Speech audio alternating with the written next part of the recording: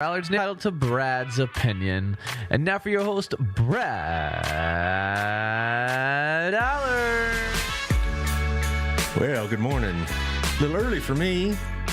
For most of y'all, probably y'all just get up and get right after the day. Me, I am not a morning person at all. How about you, Jennifer? You a morning person? Not really, Not but really. this isn't early morning. This is, Oh, it is for me. what do you normally sleep till like noon or what? If I could, no, I usually get up between 7 and 8. Jeez. I know. That would be nice. But See, I have a job. yeah, right. You sound like my wife. You know, she gets up pretty early anyway.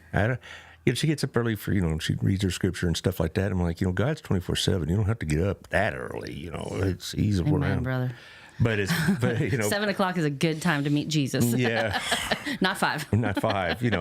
It's interesting. Of course, next semester when school starts, my schedule will be different, and I'll be getting up early about 3 days a week. I mean, early. Aw, 3 whole days? Yeah, it'd be about 6. But that's fine. Yeah, I know. Thank you, Taylor. But this summer, I concur. this summer, not so much. So you just back from Alaska, aren't you? I am back from Alaska. How was that? Beautiful. It snowed one day. I was sitting outside on the porch reading my scripture, and all of a sudden it started snowing. I was like, okay, I'm Only in going inside Alaska. now, I guess. I mean, Yeah. it wasn't that cold. It was 40. I mean, it was nice out.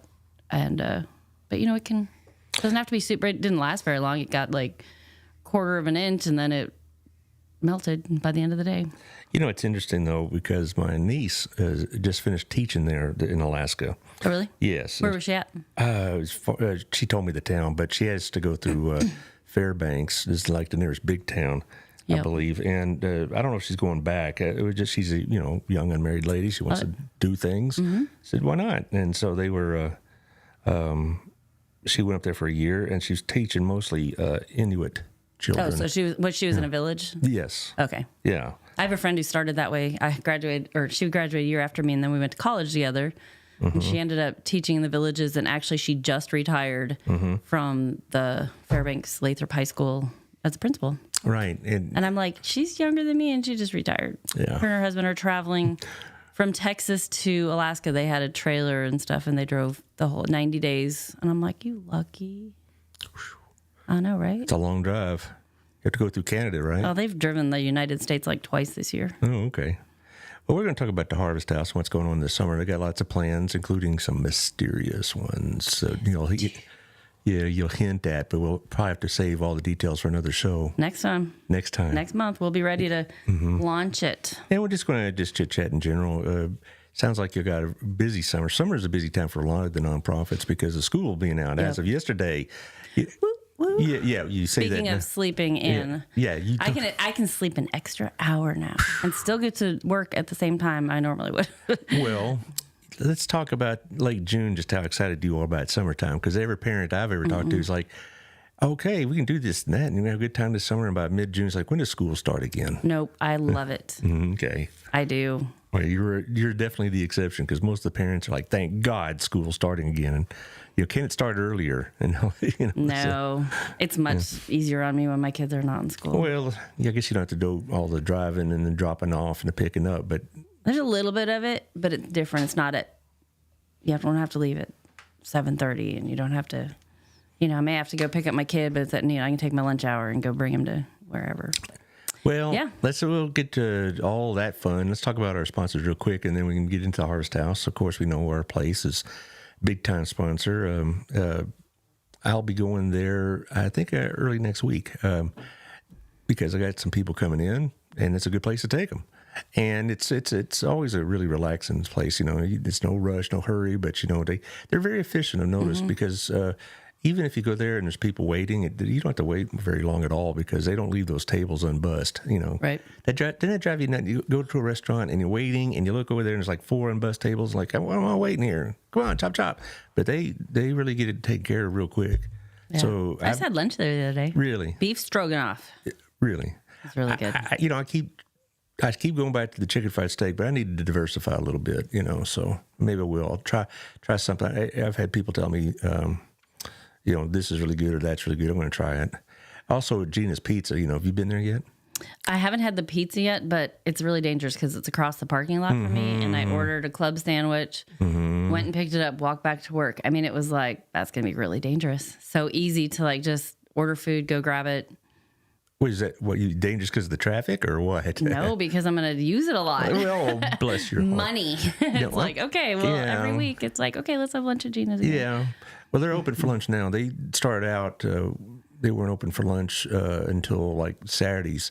No, not even then. Sundays, I think, was the only one they're open. Now they're open Wednesday through Sunday for lunch. And I'm going there later this evening. I have a friend coming in town. I said, let's go have some pizza. So I want to try the Italian beef sandwich. I'm going to tell you that's what I'm having next time. they also have gluten-free pizza crust, which is important, because my friend needs that. And so they do that. But anyway, thank you, Otto, for everything. Also, thank you to Wild Cigar and Culture. They got lots going on this summer. They have a lot of vendors coming in.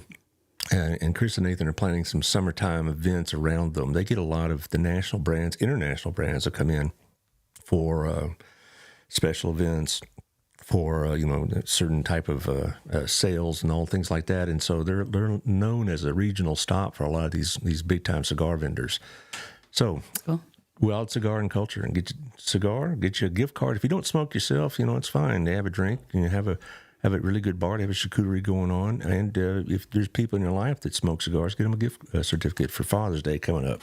That kind of thing. It's about a month from Father's Day. Of course, in my house, they say every day is Father's Day. Well, okay, sure. Also, Tiffany Nico, the new magazine will be out in about 10 days. I'm sure she's got a lot of summer plans as well. She'll probably be doing the 4th of July event over at the Hidden Creek, over at the Standard. And she's done that the last couple of years. She does that in partnership with the city. So Local Life Magazine, or check out locallifetx.com if you see something more recent. So thank you, Tiffany, for what you do. Also, our friends over at Southern Gem.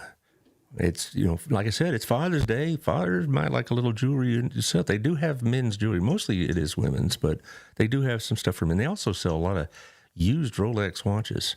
And that Oh, really? Yeah. And she was talking about that the other day. And to be a licensed Rolex dealer, like to do the real thing, they're all real, okay. But to be a vendor for Rolex, you have to go through all this hassle. So she sticks with the used Rolexes, and they're all certified. They're all legit. They're all real Rolexes. But she only deals in used ones because she doesn't want to deal with the company as much, because they're very, very particular about who sells their watches, apparently. So anyway, but I know 2 or 3 guys that have looked at those Rolex watches, and they're very nice.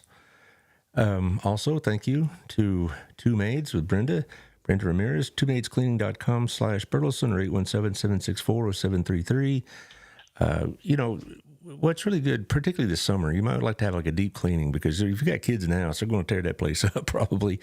Is that about par? I mean, my kids are very neat, of course. No, basically, if you need some help with the cleaning, like for your parents, that's what a lot of us at BNI have been doing. Is we have older parents, right? And so we want to help them out. So we'll give them, get them on the list, and then you can work out the terms of Brenda. Nice. You can work out how often, and all this other business. Work with your budget, all those things. So give her a call, and or you can get a deep cleaning, and maybe that'll last for a little while. Who knows? Also, good luck. Good luck with kids, right? Yeah. Also, Old Pro Roofing, John Williams, 817-734-2756. They work all over the DFW area. So if you hear this and you got hit by heavy rain or some hail, then you might want to look at Old Pro. Come by and check your roof out. Make sure it's all good to go. And he'll tell you if it's good. He'll tell you if you need repairs. And he'll help you with the insurance. He was talking about this yesterday at our BNI meeting. Dealing with insurance is a beating, because more and more of these companies are making it more and more difficult to access claims. And so John will help you with all that. 817-734-2756. Also, our friends over at Camco, Sammy Campbell, Candy Gal, Sammy at 817-778-4592, Candy 817-925-2661. They'll tell you what's going on with the rates. I'll help you if you want a refinancing, if you're looking for an equity deal, all that. They can help you with all those things. And you're going to need some help, because I don't know what's going on with the rates. I read this is going to happen and then that's going to happen. They keep up with it every day. And they're here in town, right across the street in Fish City. So you don't want to be dealing with some somebody online somewhere else. These are home folks. Lastly, not leastly, Jeff Kelly over at the Weddington Agency. He's going to be on the show in about a month to talk about real estate, what's going on with that. 817-781-0546. Also, 817-720-6300. So give him a call. Or you can email at jeff@jeffkellyrealty.com and find out what's going on, what's being sold. He just sold a house across the street from my house. Did he? Well, Yeah, he's my neighbor too. is he really? It was across the street. So y'all know. I could tell you all kinds. No, I'm just kidding. Yeah, I know stories. I have no stories. Oh, darn. But he did sell the house across the street from me, so Yeah, that's good. Well, it went fast too. I was really shocked. Well, when I get somebody that I'm talking to about being a sponsor, or they contact me first, which is not, not every day, certainly. Right. But it happens. I do check references. I really do. And I told or text or message 3 or 4 people that I know who've got an idea what's going on in town. So what's the story at this guy? And they all came back and said, reputable. Absolutely. Yeah, decent. Great guy. Great guy. No fly-by-night cowboy. This is a guy you can be proud of doing business with. So that's what I like about my sponsors is they're all not just good business people, but they're good people, and they do a lot for the community. As you deal with some of these, I know you deal with Otto some, and Almost every one of those that you named, actually. Yeah, Maybe right. all of them except for the cleaning people because they're Well, newer. they're new here, and I've told she wants to get involved. I talked to her last week at the BNI meeting, and they're trying to expand their presence here. And I said, well, one way to do that is make a presence at these events, and they're going to do that. Yeah. So that makes me. I think I'm coming to visit your BNI group next week. Oh, are you really? I think so. For Harvest House Yes. or Legal Shield? Harvest House. Okay. Well, you'll find it's a pretty nice little group. You'll enjoy it. It just crosses over my other meeting by 15 minutes. So it's like, Well, yeah. they're close enough that we'll just figure it out. Well, I think you'll like it. As far as the people there, they're not a particularly large group, but we're very close. But we're not cliquish, we because we're trying to expand, but we don't want to get so big that we don't know each other, Right. Yep. And we want to be legit. And when we refer people to their businesses, we want to know them as opposed to, well, they're just somebody I know from the group. No, we know each other pretty well, and we pull together pretty well because, like, we've had a couple of our members had family members pass, and so it's more than just a BNI group, Right. But then let's talk about y'all at the Harvest House. You got a lot of summer coming up, and you told me right before the show that actually the people have responded pretty well to that so far. Yes. Really well. Not even pretty well, really excellent. So, just a few weeks ago, our shelves were empty, and now we had Burleson Church of Christ does the Pack the Pulpit in May. They did that. We had the Stamp Out Hunger with the Postal Service.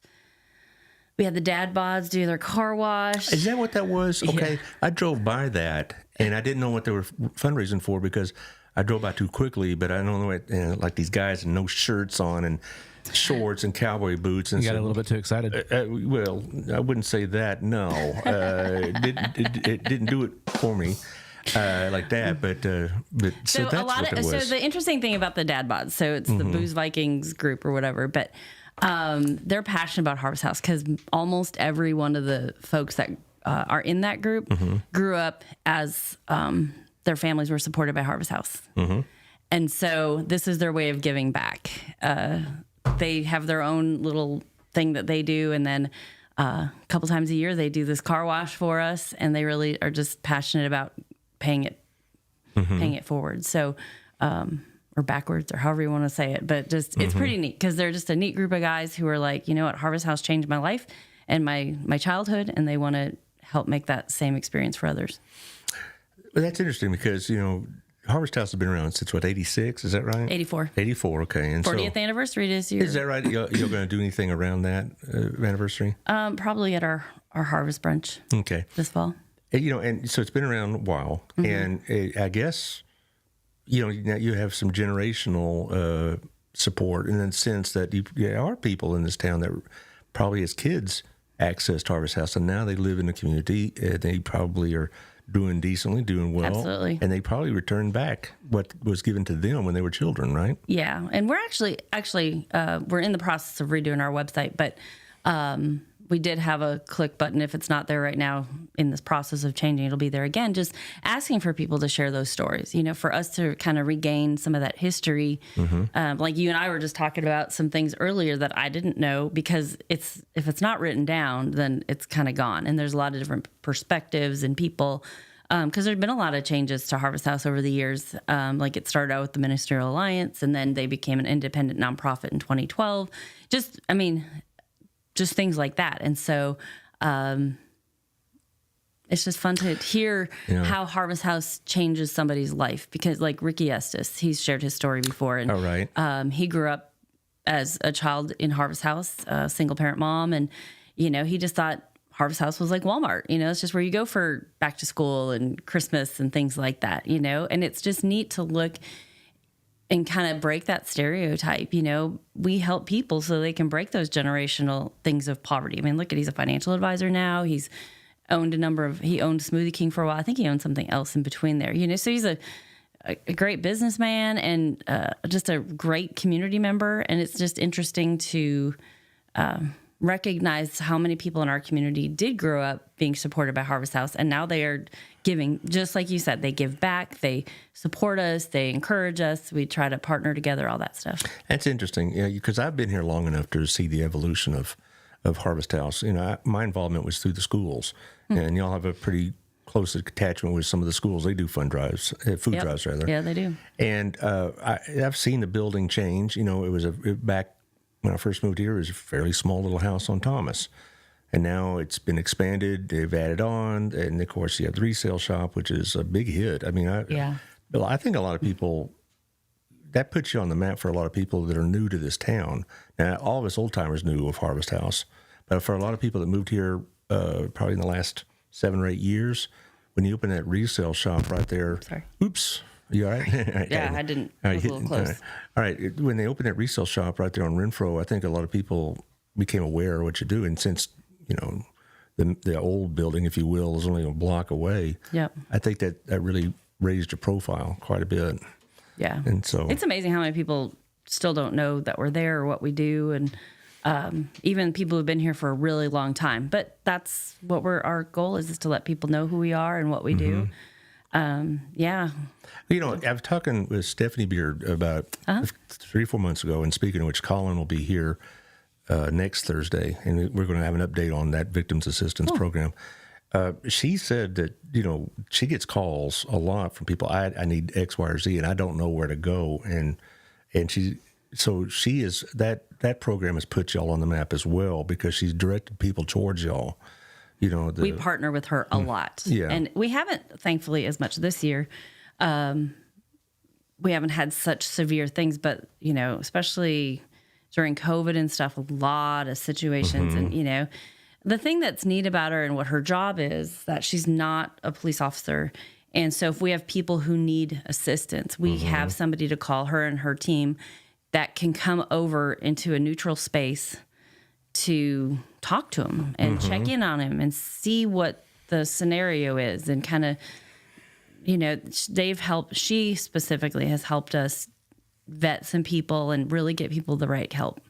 Well, I think also it's helped raise Harvest House profile is y'all's collaboration with other groups, and that the other groups have collaborated with y'all. Because, if you're an old timer like I feel like I am now, you know where these things are at. But for a lot of people, they didn't know what to do in certain situations, or where to go, or what the process would be, or whatever else. And so since y'all do a lot of cross-referencing, I think that helps as well. Absolutely. We work a lot with Promises with First Baptist. We work with Crowley House of Hope. I know she was on here, or she's coming after me. She is. She's coming on at 11 o'clock today. Okay, yeah. And then Elizabeth and Center for ASD, Crazy 8 Ministries. Next Step, I assume. Next Step. Yeah. So it's just neat having those organizations, and they want to be friends and want to work together. We don't do it every day, but there's a lot of times when things like we have resources that we share, they have resources they share, it goes back and forth. Trying to find out how can we collaborate more? How do we support each other more? How do we find ways especially in the economy right now, where there's a lot of nonprofits shutting down right now. Yes, I've read that. And because with inflation, it's really impacting giving. So people, a lot of times, I don't think we've lost donors. They just are giving a little bit less. And that impacts overall. And we're getting a lot of food donations, which is amazing because we need it.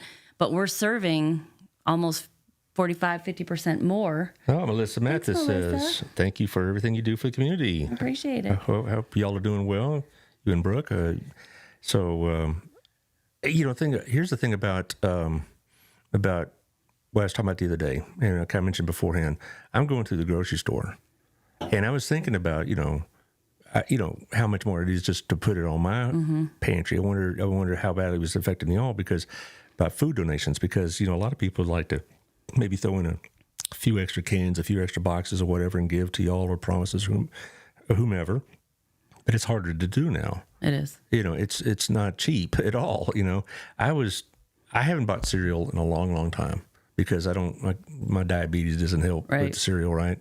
So, so I bought some cereal. I bought some for y'all and for promises. Was it like $5 a box? It was going to be, and I said, "Oh, you got to be joking." So I bought it from Sam's, and it was, like $8.98 for 2 or 4 boxes or whatever. So it was a lot cheaper that way. But I'm just thinking, I didn't remember cereal being that expensive. Or bread. I mean, I buy bread all the time. I'm like, God almighty, So, there's certain things that just, it's pretty crazy. It is. And I guess I'm not going to get political now. I will next week. I got an open date. I'm going to rant a bit, but it's frustrating to me to hear how great the economy is when I know my lying eyes are telling me different. Well, that's it. It's like I read all these articles about how all these things are getting better, and I'm like, for who? Yeah. I mean, I don't know who. I don't know anybody who's feeling better. It's just hard right now, and we just need to recognize that. And I think, so some of the things that Harvest House has coming up this year is one of the things, and we'll be announcing this, we're working on the campaign.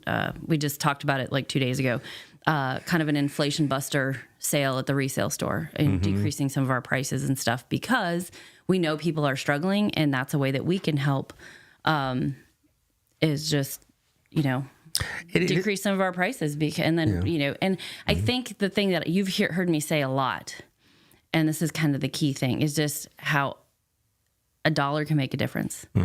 And $1 from you and $1 from Taylor, it's $2, and it adds up fast. And so that's my teaser for what's coming up. So okay, well, that's the thing about it, is that when you say people are struggling, not just the people that come to your Harvest House, just everybody, unless you've got a lot of money in your pocket. And even then it's, noteworthy. But, I talked to, people like Otto and Chris and Nathan over at Wild Cigar, and they're like, the expenses. And it's not so much not just the personnel, but just everyday expenses that you don't think about. Well, all the food they have to buy. I mean, like, let's think about Otto. I mean, we're talking about our groceries. Well, he's hit the same way. And so then people are like, and I'm the same way. I'm like, so I did just come back from Alaska. And as high as our prices are here, holy moly. I went out to eat, just me, Jennifer, just me. And I just had a normal meal, and I paid $40 and one time $50 for me. What was a steak and lobster with the champagne? No, it was faux. And so I had soup, and I think it was crab rangoon, and that was it. I think I even had water, and it was $50. I was like, oh my gosh, it was really good. But it better be. But that's the whole thing. Like the restaurants, that's why it costs $12 to go to a fast food restaurant for yourself. Well, it's the things. It's also the things you don't think about. He was telling me, Otto was telling me this a few months ago. A box of straws is quadrupled in price, and paper goods, and then you have certain ingredients. Like one time he was out of lettuce, another time his chicken was 4 times as high as it was before, and we're not talking about compared to 1950. We're talking about within a few months. Right. And so I'm thinking about this, I was at Sam's the other day, and, and I guess it just occurred to me, because I and Robin have decided we're going to pick up our game a little bit in certain areas in terms of charitable support, Right. because we feel like we've been blessed a lot, but it's going to be a sacrifice somewhere in the budget to do it, and for a lot of people, it's tough when they have kids and all this other stuff. Here's kind of off the topic a little bit, but vegetables are pretty expensive. I'm growing a garden, and I said basically I made a commitment to the Lord that whatever we don't use, which isn't much, we were going to donate. Awesome. Yeah. No, so but my garden is not exactly overflowing just yet. I mean, it's struggling a bit because I'm picking this up after about 10 years since I last did it. Do people give a lot of raw produce and things of that nature? From their gardens. Like mine, I wish I had a picture of it. I've tried to grow tomatoes forever. And in my first few years, like I'd get one tomato and then I'd do this, whatever. Well, and this is a little bit of a shout out, but at the same time. So I, this year, bought all of my plants and all of my soil from Roots Garden Center. Oh, yeah. We live right down the street from them. But I'm going to tell you, there's a difference than what you buy from Home Depot on both sides of it. Because, and I know it's been raining and stuff, but I've had other rainy seasons and I have not done anything extra special to my garden. It is outrageous. But every time I plant with their soil and the plants I buy from there, they always do better. I don't know why.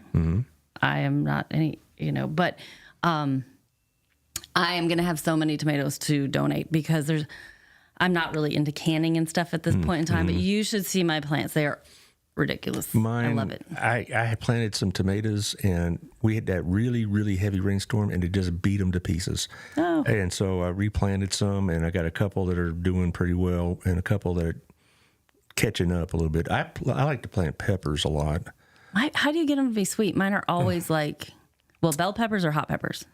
Both of all kinds. My bell peppers are always bitter, so I stopped growing them. No, I'm doing something wrong. I don't. They're fine, but right now they haven't budded out yet. So interesting. But the point about all that was we were always talking about the dignity of shopping.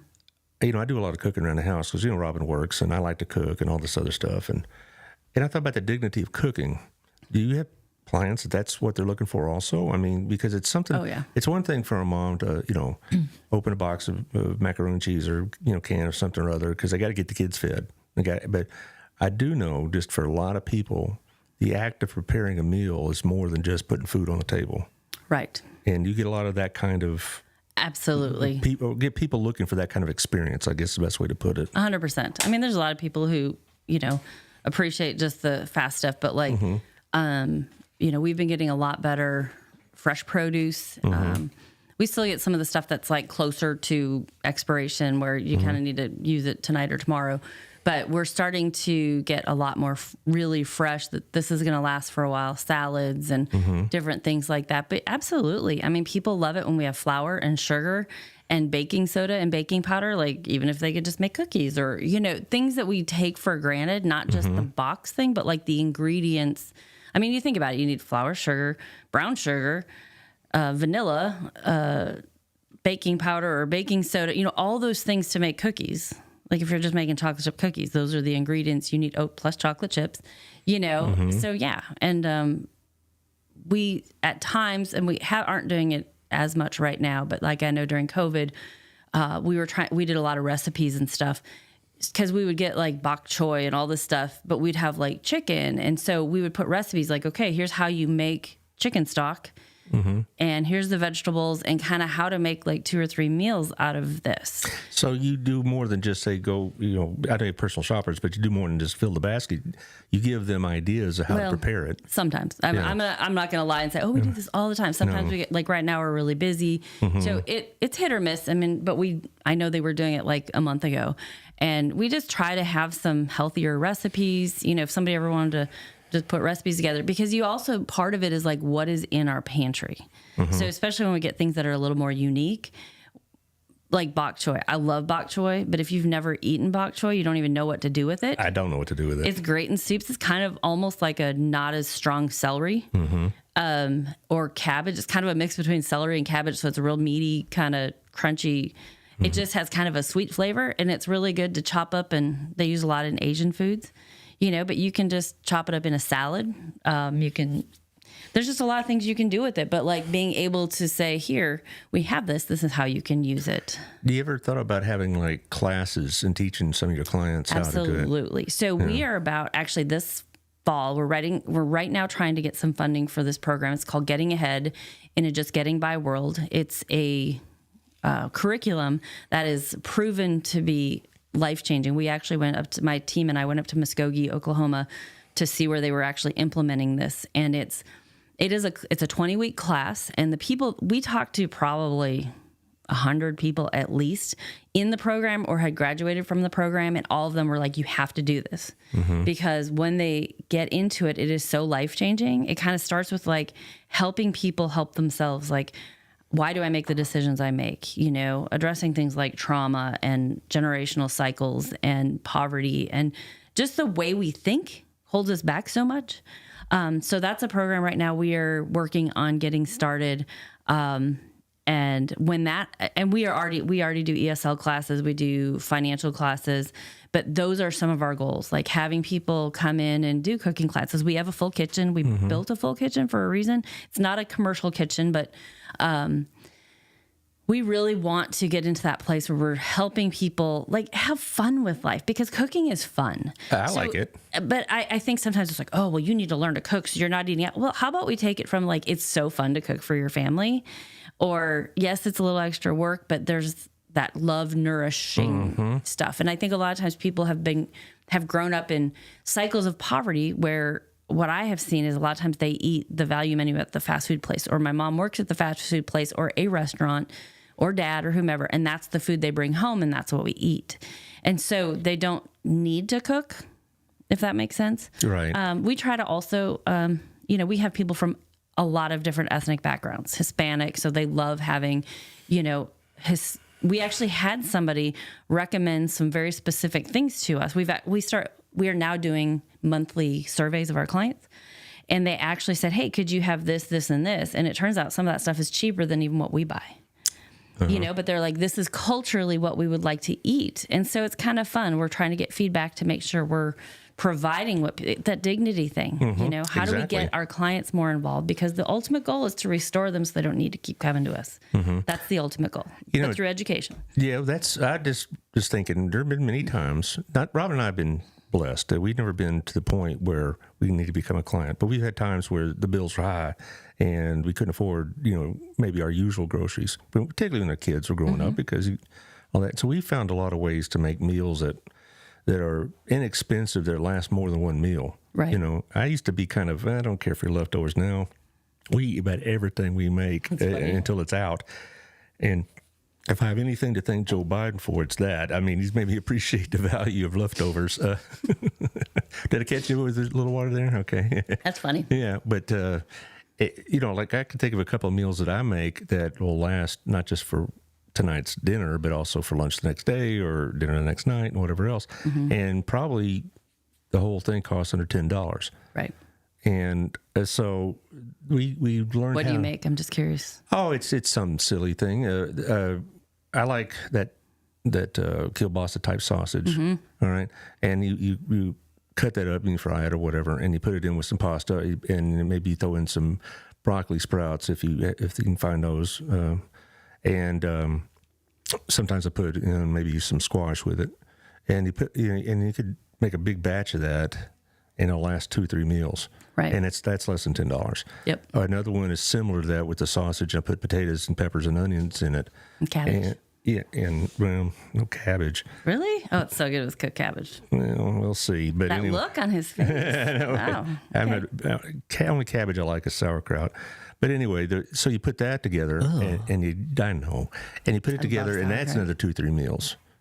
So because that sausage is pretty cheap. It's about $3.30 at HEB. And, you can do that with other meats as well.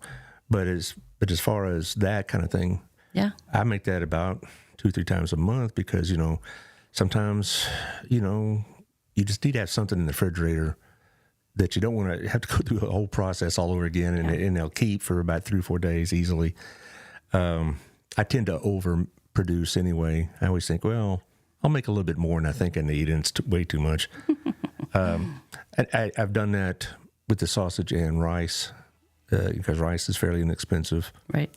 And so those are the kind of things we use. If you make meals that are for more than one sit down. And I was thinking those kind of things, I don't know if I were a young single father in particular, I don't know if I'd know these things.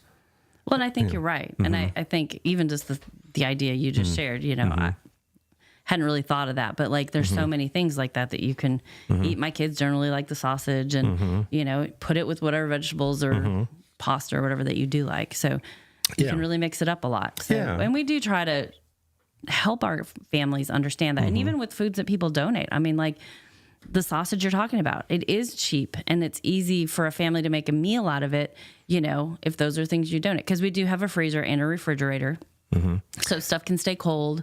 And those are great ideas. And I like red meat a lot, but again, thanks to my friend Mr. Joe, I eat a lot more chicken, and it's supposed to be better for me. But Robin likes chicken a lot, so it's no problem for her. I've had to adjust my palate, so to speak, for chicken, and you can get a pack of chicken for about $8 now, and I can make 2 meals out of that. Right. And that's the kind of thing that we look at a lot more now than we used to. Yeah. And we throw out very little food. And I'm not saying we were just very indiscriminate back in the day and we just threw out everything, but we make more of a point to finish off the meals, eat the leftovers, that kind of thing. Yeah. Because a lot of leftovers can be frozen and eaten in a month. You don't have to eat it today because, Well, what I'll do is if I get chicken on sale, I'll divide it up and put it in like baggies and put it in the freezer. Yep. And then a week from later, I can pull it out and let it thaw and that kind of thing. And so those are the things that I've had to learn how to do on my own, how to manage a food budget that if I didn't manage it, it'd be very, very expensive. Right. And I'm almost feel guilty if we throw anything away, No, I understand. Or we let something go bad, and I've learned, vegetables they're more expensive than they used to be, but they're better for you than prepared foods all the time. Well, and honestly, people are like, oh, vegetables are so expensive, but the reality is they fill you up differently. And so I think a lot of times it actually can be cheaper to eat healthier because it does keep you full, and it doesn't have all the stuff that makes you hungry. Like all the packaged stuff has chemicals in it that make you hungry faster. And well, that's true. And I think also another thing, if you're a single parent, there's a lot of things you're wishing for your children that you feel guilty maybe that you're not able to provide, like nutritious meals. And this is a way to do it. All right. Right. And so, that's to me, talk about the dignity of cooking. It's not just the act of love, but it's also the idea that I'm preparing something fresh without sounds all like stuff. you need to come to a cooking class at Harvest House. Why not? Sure, I would do it. I'd come and say, well, this is what I used to do or still do. Well, just like how you're talking about right now, these are meals that other people would eat. And it's like, these are things we generally have in our pantry. I think it'd be fun. It would be fun. Brad just signed up for a class. Yay, we're going to start something new. I love it. All right. Ouch, that scared me. Yeah.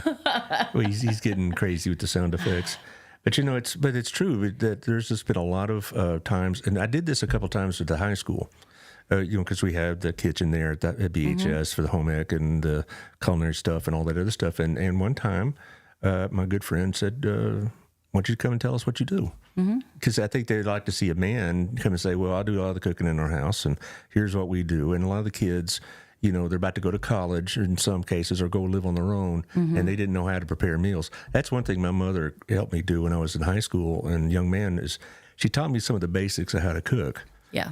I wasn't making, some fancy thing like beef bourguignon or whatever else, but I learned how to make a roast. Yeah. And here's a little tip. Girls love it at college when the guys can cook because they really, hey, come over, we're making a roast. And these girls will be over like that. And then as soon as the meal's over, they're out like that. So, but still, it was a good way to meet girls. That's so funny. But anyway, but my mom taught me a few things. Yeah. She also taught me how to do laundry. Laundry. Yeah, not to put the red shirt with the white underwear kind of thing. But see, a lot My of people, kids do that anyway, and I'm like, whatever. They're your clothes. Wash them. But see, a lot of people don't have that kind of training. They didn't grow up in a home like that. Yeah. And y'all provide that sometimes, those life skills. I know that Lisa does over Crazy Eights.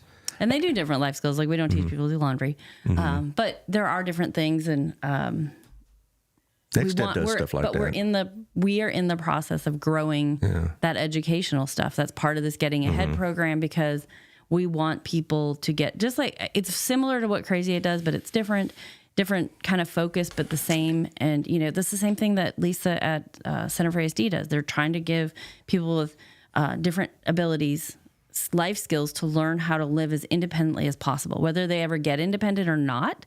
The point is dignity of life, dignity of experiences, and giving them skills to live as independently as possible. I think we're all kind of going for that same focus with different populations, different focuses. But we do try to work together for those very reasons, I was just thinking, I know Next Step gives lessons in child raising or whatever else, but I don't know if they give, how to cook and clean type lessons or whatever else. They do like more parenting and things like that. And they're starting a new one. I'm just going to give them a little shout out. They're doing a new class that's starting for people who have ever had an abortion, just for healing. And I'm really excited about that, because there's no judgment with it. It's a non-judgmental thing. This is about because there was just a reality of there's trauma and there's healing that needs to happen with that. And they just love people no matter what their past is, what their experience is. And I love it. I'm on their email list, and he sent me an announcement of that. And they talk about how they want to start a class, because in that particular case, and I guess there's something somewhere with y'all too, is that people that need help have a sense of shame about it sometimes, I bet. I mean, oh, absolutely. And so we're trying to remove that shame factor. And because, again, Rob and I are not anywhere close to some of the status of your clients, but we've had hard times financially. Absolutely. And so, but we had a support system. When we first got married, I didn't have a job. I had just gotten out of the teacher prep program at UTA, and I was working at Dillard's. And she had a real job, but still things were tight. But I had a support system, family and whatnot. Yep. And we had a steady income, and we knew how to, squeeze the budget pretty good. But not everybody has that kind of ability. No, and even this Getting Ahead program that we're going to get started, I mean, that's what it does, is it creates a support system for this, for the participants in it. It's not a taught class. It's a facilitated class by somebody who has lived through it. So, I couldn't go teach that class. I've gone through some things, same type of thing, but I haven't gone through really a lot of what they've gone through. So it has to be facilitated by someone who's gone through it. And there is no teacher. There's just a leader, somebody to help make sure that, you make your way through the curriculum and stuff. And I think it creates little family groups, because we've become so isolated in our culture. I mean, for the last 50 years, it just has gotten worse and worse. And then you got COVID, and everybody's even more isolated. And so, we see the mental health things going up, and we see just, suicide rates and addictions and all kinds of stuff going up. And then you throw in chaos and the chaos of trying to live through the turmoil of life, and I think about the last couple of years. I've gone through so much. I lost 3 of my parents in 20 months. And how hard, I feel like I am just now starting to get my brain back on track, but it's been just emotion for a little bit over 2 years, and that started before that, but there's just been things, and those are things you have to process. Now, I will do a shout out to Promises Counseling, because I've been going to counseling for a year. Just had my last session yesterday, but great services, and you were at Promises?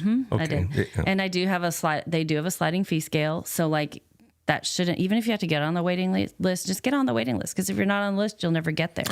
I can highly endorse Promises. I'm a former client, you might say.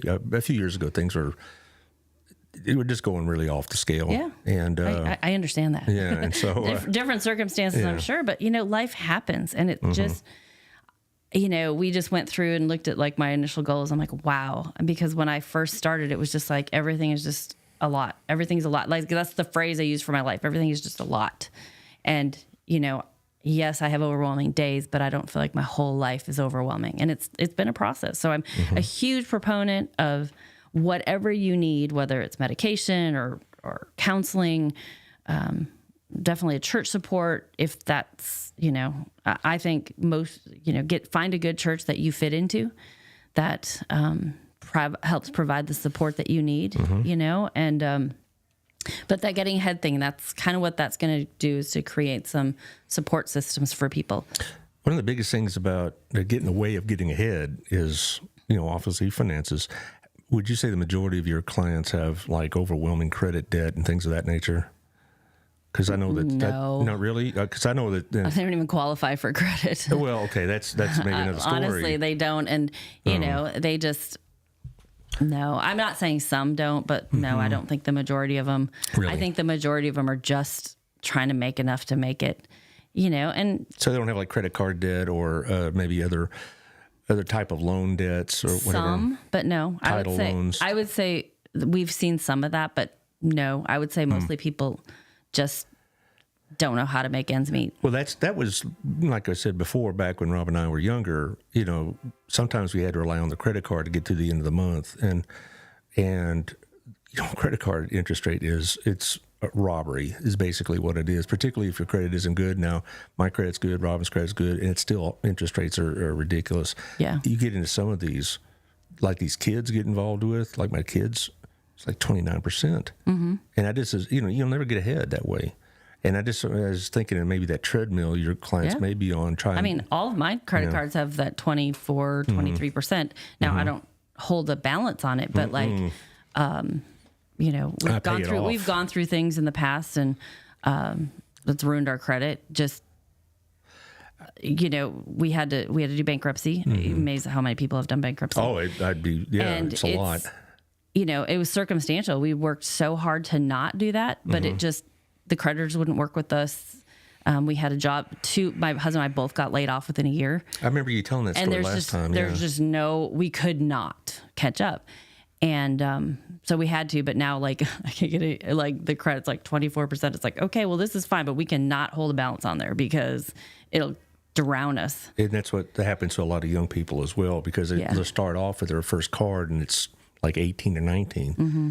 And, so I know of people, and we used to be one of them that relied on credit cards just to get to the next month. And fortunately, now we're at zero balances, but there was some pain involved to get to that point. Absolutely. No, I really understand. And, since that's why I'm not really ashamed of talking about the bankruptcy, because we worked so hard to not do that. And, but both my husband and I got laid off in the same year and within 6 months. And so we had to live on the credit cards, and we tried to work with creditors and just weren't even able to. I mean, there was nothing we could do. So, but then once I did that, I was like, man, there's a lot of people who've gone through it. And, even biblically, it talks about every 7 years, the year of Jubilee, where debts were forgiven and stuff. And I'm like, I really get that now. And I understand, because things in life happen. And sometimes you just need somebody to go, do over, and it's what you do with that do over. Now, you shouldn't be doing bankruptcy more than once in your life, in my personal opinion. But anyway, I just think... Yeah, my son and I have extended conversations about student loan debt forgiveness. So we're on different opinions about that, let's just say, but there you go. I paid off all my student loans and my husband's loans. How about that? See, that's what I think should happen, but that's another story. I'll save that for my next rant. Yeah, let's not talk about that today, because we're talking about Harvest House, and we're talking about good things. We do have really some exciting things coming up. Like I said, because I know we're getting closer I was on about time, but so segue we are gonna start inflation buster pricing here in the next. It'll be before June 1st. We're just trying to figure out what to do, because we see it in our community, and people are so generous with their donations, and we just want to make sure. And remember, all those dollars that we make at Harvest House goes back into our programs, goes back into what we do. I'm not making $1 million because people are like, I don't want to go where it's sold. Well, we still give our clients free items. If they need it, they get a voucher and they can use it there. They check out at the register like everybody else, and they just have essentially a credit, like a gift certificate. It's a voucher that they can use. And that's renewed every 6 months. That's a huge part of what we do. I mean, that's why we have it, but we can't do that if we don't sell things too, because we have employees and things like that, and we have rent for that facility. We are going to have, I'm really looking for people who are interested in my mystery fundraiser coming up.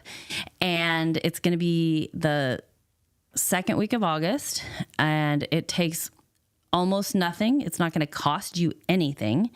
I just need people who are like, yes, sign me up for this mystery thing. I want to be involved in helping Harvest House raise money in my storefront, on my Facebook page, whatever it might be. It's very short-lived, and it will be, I'm excited. It's going to be a challenge for the community, and so if you know a lot of people, this is a great way. If you're involved in a church, if you're involved in a business, a great way to get involved. It's really about seeing how a little bit can change a life. So maybe you can talk about it on your next appearance. Absolutely. Okay. And you have a summer program for kids out of school? Yes. So we have our summer food program going on right now. You do have to be a client. And that will be, if you need the services, you just need to call and make an appointment to sign up to be a client if you aren't already. And there was one other thing. So back to school is going to be different this year. We are not doing school supplies. Our clients will still get the free clothing in the resale store like they have in the past. I believe it's 3 outfits they get. There's just been a lot of other people doing back to school, and it just became kind of a competition thing, and trying to receive donations. And as we grow and are trying to feed people more, we need to focus our energy on making sure people get fed and focusing on our mission: food, clothe, restore. So we'll still be providing the clothing and stuff. And then at Christmas, we'll still do Christmas, food drives in the fall, North Texas Giving Day in September. And then we'll have our harvest brunch on November 7th at Pathway Church. So lots coming up. And it's really about how, our focus for our 40th year is how a little bit can change a life. Well, I got a couple of dates for you in late June, early July. We could figure something out like that. But late June would be good. Late June, okay. Because we're going to be, our thing is kicking off the 1st of August. How about June 24th? I think that probably would work. Okay. I'll make it work. That's my last day in June. I've been really booked up. Yeah, I've been really fortunate. A lot of people have access to the show for various purposes, for nonprofits, or, we just got through the political season and all that. So I've been very, very fortunate. As far as the need, it does increase in the summer, I would imagine, because you're not having as much access to the meals that were provided at the schools. I know the schools are doing it. I saw breakfast is from 7:30 to 8:30 at Norwood, I believe. There's 1 or 2 schools usually, but they have to eat on site, which is great if you live right there, because your kid could walk there. And then they do the same thing with lunch. It's just harder because if you live further away and your kid can't get there, because a lot of them are probably latchkey kids and they're at I was. People hate that, but I'm like, well, you're raising amazing independent children, so Well, they are independent, but I know Robin and other mothers would like to spend more time with their children. But we all would. But I'm just trying to help people say, your kids are going to be okay. They'll be okay. You got to do what you can do. Love them, and they'll be okay. They'll be okay. So anyway, but yes, we do provide food, summer kid packs twice a month. So you can come for your family meals once, and then we'll give summer food packs for your children twice a month because we know that won't last forever. So yeah, that's always been a stress, even at Promises. I know they're stressing feeding children, and so we're trying to collect bread and peanut butter and jelly and SpaghettiOs and stuff things like that. Things that kids can cook themselves. Yeah, right, so the macaroni cups, and maybe it's not as nutritious, but we want stuff that can be microwaved and pop tops and easy things for kids to prepare for themselves. Well, they can burn off all that extra stuff. When you're younger, you can eat a little bit like that. When you get older, it's not so good. But when you're a teenager, you can eat nuclear waste and get away with it. So.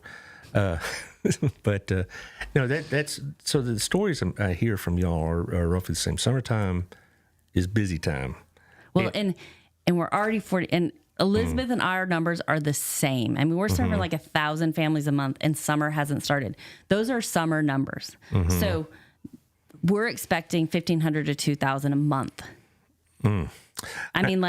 it's going to be, I'm curious to see how long our food is going to last, because we have been immensely blessed, like I told you, but the need is so much greater. And our budget looks good as far as our budget, but like it's not enough to meet 45% more than we budgeted for. Right. You're talking to the friends at Promises, and they're expecting a box off for business. I'm sorry. You're fine. And they're really going to expect a lot this summer, and they don't do quite the number you do, but they have. But even theirs have been really close to ours. Yes. I mean, so to say that, it's like, but they still are serving a lot more. Theirs aren't that much less than ours. And Crowley House of Hope we're really close on our numbers. Yeah, it's going to be interesting. And even we met with Elizabeth and talked about ways that this summer, like if we have excess of things, how we can share. Like we had some extra pallets of green beans that we gave to Crowley House of Hope. The green beans. I know, but I think we gave her 3 pallets of green beans. Yeah, well, and she could use them. No, absolutely. And so, that's where we had extra. And I'm sure if she gets extra something, she'll share with us. And that's how we're all doing it, because we aren't serving all the same people. Yes, there are some crossovers, but there are people who only want to go to Promises. And there's people who probably only want to go to Harvest House. And there's people who only want to go to House of Hope. But we've got to do it together, because we cannot each of us feed all these people by ourselves. And so whichever one you want to support them, because we can't do it alone, and we need cash. I'm just going to be really honest. Yes, we need your food donations, but right now our cash flow is low. And so we need that, because we still have to pay the light bill and stuff like that too. So you don't get discounts? We don't get discounts. Yeah, doggone. And we're okay. And we have reserves and things like that, but we can't continue on the same path for 6 more months. You know what I mean? So the board, we're trying to get ahead of it and say, look, the reality is we need a cash influx that's not just for one thing or another. And it's not just us, Center for ASD, Crazy 8, all of us are suffering because we need more cash, and not as many people have it. So just don't discount your small donation. $5, $1, whatever a month makes a big difference for a nonprofit. I don't care which nonprofit. I don't care what your passion is. Find one and support it. I've talked to several of y'all, and y'all all say the same thing about monthly donations. You appreciate the big one-time donation, but the small, consistent ones is what makes the thing work. Yeah, it's a balance. You need both. Yeah. You need the big ones and you need the small ones. And really, I'm like, $1 a month is $12 a year. Can you do $24 a year? If you do $10 a month, it's $120. That's a lot of what I do when I give. I'm not trying to share it, but I do a lot of $10 a month for different organizations, because I don't have a ton to give. But that's $120 a year, but I can't necessarily just write you a $120 check. Right. And so it helps. And so to me, that's a beautiful number. I mean, more is beautiful too, but don't feel like it has to be $1 million. It'd be nice. I'm sure somebody gave you $1 million. Man, that'd be great. Yeah, you'd say, "Oh, I don't have change." But anyway, I don't take checks. Sorry. I do take checks, especially if they're $1 million, especially if they're not going to bounce. Yeah, but that's a common story. Is that it's the smaller donors that keep the lights on. It's the bigger donors that might help you do these projects and whatever else. No, but the daily expenses are have to be met, and it's these monthly givers. And I've always compared it to the widow's mites in Scripture about, for a lot of people, it really is sacrificial giving. And when we say sacrificial, it may not be, well, I'm going without meals or whatever, but I may drive a little longer on these tires, or I may... you may not have $20, but you can kind of scrape by with donating $5, and that, like what you're talking about, and I do believe with all of my heart... the loaves and the fishes, that God multiplies that. And it's like, I know Crazy 8 really needs it in order to open up more beds, because it costs money. I think she said, Lisa Schwartz said it was like $700 a month, I think, to open a bed. Okay, well, they need somebody to give them, they need 7 people to do $100 a month. Lisa Boltinghouse with the Center for ASD, they have kids on scholarship, their families are struggling. If they run out, if they're on scholarship and somebody isn't funding that scholarship, they can't scholarship those kids, and those participants at Center for ASD need it. I mean, bet they do.